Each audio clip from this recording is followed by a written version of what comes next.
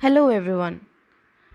I welcome you to another class, and today we are again going to read a new poem by Robert Frost. So earlier I had put a video of the poem by Robert Frost, that is Dust of Snow. So today we are going to learn the next poem, that is Fire and Ice. Now, as earlier I have mentioned that Robert Frost was an American writer, and he was born on 26 March 1874 in US, and he died on 29 January 1963 in United States. So we have come across the names of many of his poems, such as Road Not Taken, Dust of Snow, Mending Wall, etc. So let's start the poem now. Fire and Ice. Some say the world will end in fire, some say in ice. From what I have tasted of desire, I hold with those who favor fire. But if it had to perish twice, I think I know enough of hate to know that for destruction ice is also great and would suffice. So again here you will notice that this poem too is similar to Dust of Snow in terms of its lines, and there are not many lines in this poem either. So this poem was published in December 1920 in the magazine named Harper's Magazine. Now in this poem you will notice that fire and ice, both fire and ice, are symbolic of two things. Firstly, fire represents desire and ice represents hatred. Fire and ice here are representing two opposite ideas. But the conclusion is same. The conclusion is that either fire or ice is going to end the world. Means the poet here suggests that fire and ice will lead to the end of humanity and the world. He discusses that there are possibilities from both of these which will lead to the world in an end path, to an end path. Now, first possibility that the poet suggests is that the world is going to end in flames of fire. Now, why does he say so? He says it because when he thinks about the burning flames of human desires, when he sees that people are wanting to have more and more things, they want to have more things, then what will happen? This will lead to nuclear wars. This will lead to much more wars, because where there is desire for power, where there is desire for money, there is always some kind of commotion, there is always some kind of war going on. And right now in this time we can see that the people are suffering, isn't it? Because of much of the destruction of nature, much of the torture that human beings have done on nature, we human beings are ourselves suffering. And so the poet here says that fire is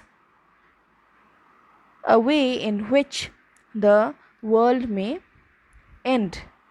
Means the desires that human beings have, that may lead to the end of the whole world. The next part, he says that ice can also lead to the end of the world. So what is ice? Ice is hatred. Ice is hating of each other.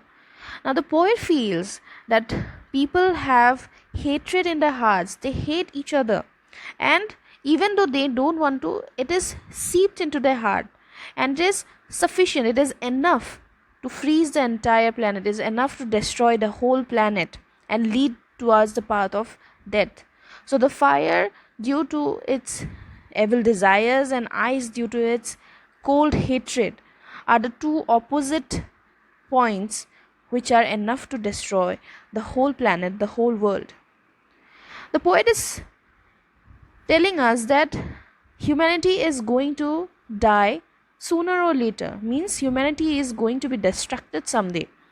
He's telling about two different beliefs, he's telling about two different manners in which the world might end.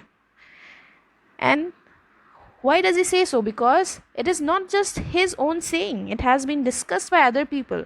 Because if you look at the first two lines, you will see some say the world will end in fire. Some people agree that desires of human beings will lead to the end of the world, while some say in ice, while some say that hatred may also be one reason.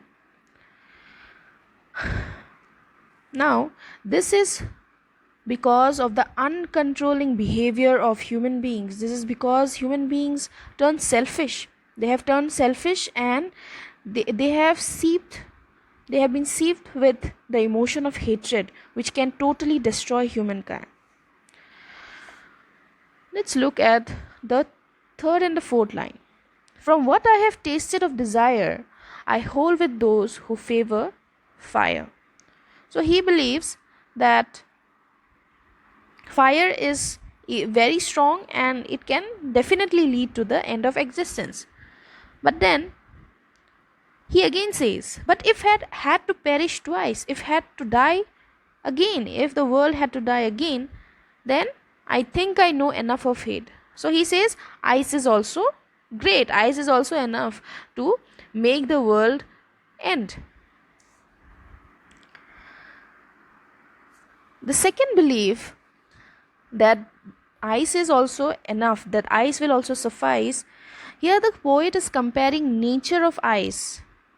Comparing ice not simply as one thing, but it is also symbolic of the hatred, of the feeling of hatred that humans have and are towards and the hatred that they have towards other humans. So ice can make the body numb, and similarly hatred can also make the minds and the thoughts of the people numb, and therefore people can become cruel, they can become wicked, and they may not think before harming each other. So such cruelty towards humanity can be responsible for the destruction of the whole world. The speaker brings us to this point that either it be fire or either it be ice, ultimately the world is going to be destroyed. He is also talking that human beings have destroyed each other, they are in the verge of destroying each other, that now the world is full of desires and hatred and nothing else. And what we are looking around right now also, we can see that though there is humanity, but somewhere there is hatred equally, and probably this hatred is growing again and again. But why? What is the reason? Because the poet here says that he has experienced both the desires, he has experienced both the sides, he has experienced desire, he has experienced the people having hatred as well. And he says that this cold hatred that people have, it can have great destructive power, and it is very commonly seen that though love is a strong feeling, hatred is a feeling that is not shown, and it can kill people silently. And therefore, either it be fire, either it be ice, the world is going to end. So, throughout the poem, you have noticed that the poem is revolving, the poem is telling about human emotions, that human emotions, their desires, their hatred, these are all destructive, and it can be in any possible forms. To be accurate, here we see that two possible forms have been put forward, that is desire and hatred, in the form of fire and ice. So fire and ice, the title itself, are the symbols of desire and hatred. Now I hope that you have understood the poem. So let's look at the technical part of the poem. Now you have noticed that the poem has two stanzas. The first stanza is having 4 lines and the second stanza is having 5 lines. So let's first study the rhyme scheme. Now you see fire in the first line and desire in the third and fire again in the fourth line are rhyming with each other. So the pattern is AB, AA. Again to the next line we will see it is BC, BCB. I hope you have understood. I will again repeat.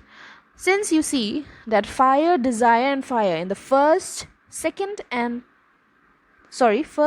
third and fourth line are resembling each other, therefore we will put A for all the lines. While ice is not sounding same as the rest of the tree, therefore we will put B. So what is the rhyming scheme here? It will be AB, AA.